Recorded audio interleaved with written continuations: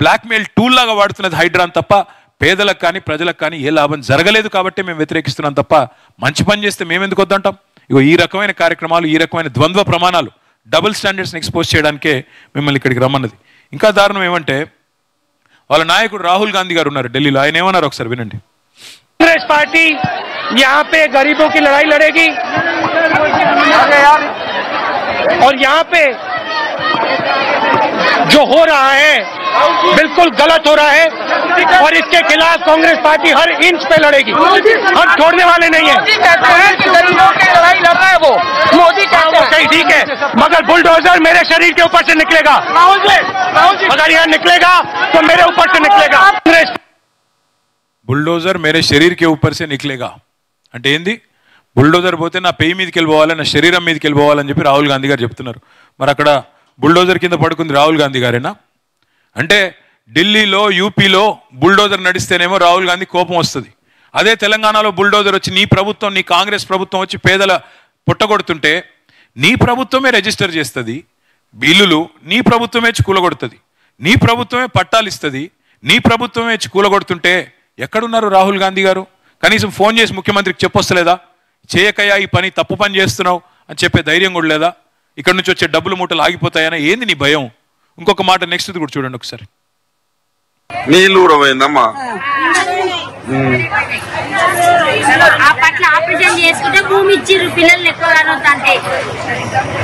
ఇప్పుడు ఎట్లా మరి మీ నీళ్ళు కూడా పోయింది? ఇప్పుడు మరి ఏడికి పోవాలి మరి?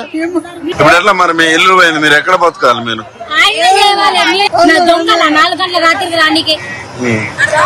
అంటే మీరు కబ్జా చేసిరా అంటున్నారు. అంటే ఇందిరమ్మ ఇచ్చింది అంటే ఇప్పుడు మీరు ఇందిరాగాంధీ ఇచ్చింది అంటున్నారు. మళ్ళీ అదే కాంగ్రెస్ పార్టీ అమ్మ ఇప్పుడు. ఇక్కడ విచిత్రమైన విషయం ఇది కొండాపూర్, శేర్లింగంపల్లి మండలం కొండాపూర్లో ఈ సైటు. ఇక్కడ 1980లో ఇందిరాగాంధీ గారు ఇంకా అప్పటికి బతుకున్నారు, 84 దాకా. ఆ టైంలో కుటుంబ నియంత్రణ ఆపరేషన్లు చేయించుకుంటే వాళ్ళకు ప్రోత్సాహం కింద ఆ రోజు పట్టాలు ఇచ్చారు, ఇందిరాగాంధీ ప్రభుత్వం ఇచ్చింది. తన పేరు ఇందిరమ్మ కాలనీ అనుకుంటా కొండాపూర్లో. ఇవాళ ఆ ఇందిరమ్మ కాలనీలో ఇందిరమ్మ రాజ్యం అని చెప్పుకునే రేవంత్ రెడ్డి గారి ప్రభుత్వం వాళ్ళందరినీ ఎలగొట్టింది. అక్కడ ఎవరో బిల్డర్ కోసమో పెద్దవాడి కోసమో వాళ్ళందరినీ తరిమేసి ఇందిరాగాంధీ గారు ఇచ్చిన పట్టాలు రద్దు చేసి ఇవాళ వాళ్ళని మెడల్ బట్టి బయటికి నూగితే ఇది వాళ్ళ ఆక్రోషం. నేను ఇంకొక మాట ఇక్కడ ఆలోచించమని కోరుతున్నా. హైడ్రా చేసేది న్యాయమే అయితే, హైడ్రా చేసేది కరెక్టే అయితే అర్ధరాత్రులు, అపరాత్రులు, శనివారాలు, ఆదివారాలు ఎందుకు వస్తారండి? నోటీస్ ఎందుకు ఇవ్వరు? ఎందుకు నోటీస్ ఇవ్వవు? నువ్వు నిజంగా నువ్వు న్యాయబద్ధంగా, ధర్మబద్ధంగా నువ్వు చేసే పని కరెక్టే అయితే నోటీస్ ఇవ్వడానికి, ప్రజల దగ్గర ఉన్న కాగితాలు చూడడానికి నీకు వచ్చిన ఇబ్బంది ఏంది? ఆ మాట అడిగితే చెప్పట్లేదు. వాళ్ళ జనం ఈ రకంగా మాట్లాడుతున్నారు. ఇంకా విచిత్రమైన ఒక విషయం నేను చూపెట్టి నేను ముగిస్తాను. అంటే ఎంత అన్యాయం అంటే, తెలంగాణలో సామెత ఉంది, ఓడ మీద ఉన్నప్పుడు ఓడమల్లన్న, ఒడ్డుకెక్కినాక బోడమల్లన్న అని. ఒక్కసారి ఇప్పుడు ముఖ్యమంత్రి రేవంత్ రెడ్డి గారు ఆనాడు ప్రతిపక్షంలో ఉన్నప్పుడు ఏం మాట్లాడారో అది కూడా చూడండి ఒక్కసారి.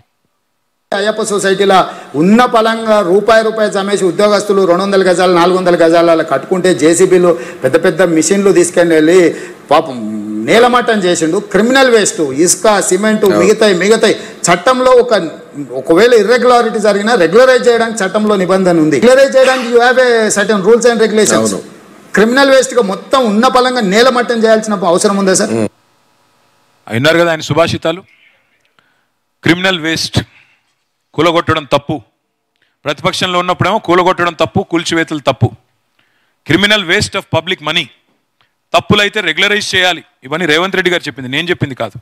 ప్రతిపక్షంలో ఉన్నప్పుడు రేవంత్ రెడ్డి గారు స్వయంగా చెప్పిన మాటలు.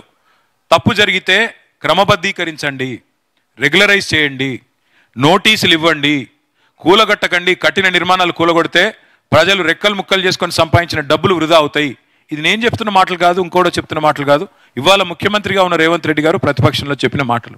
అందుకే నేను అన్నది, ఓడ మీద ఉన్నప్పుడు ఓడమల్లన్న, ఒడ్డుకెక్కినాక బోడమల్లన్న అన్నట్టు ఇవాళ ఈ ప్రభుత్వ వ్యవహారం మీ అందరికి కూడా ఇబ్బంది కలిగించే విధంగా ఉంది. కాబట్టే ఖచ్చితంగా మీ బాధ ప్రభుత్వానికి తెలవాలి, మీ బాధ ప్రజలకు తెలవాలి. ముఖ్యంగా నేను మీకు ఒక మాట మాత్రం మళ్ళీ ఇస్తున్నా, ఈ ప్రభుత్వం నాకు తెలిసి న్యాయం చేస్తుంది అనే విశ్వాసం నాకైతే లేదు.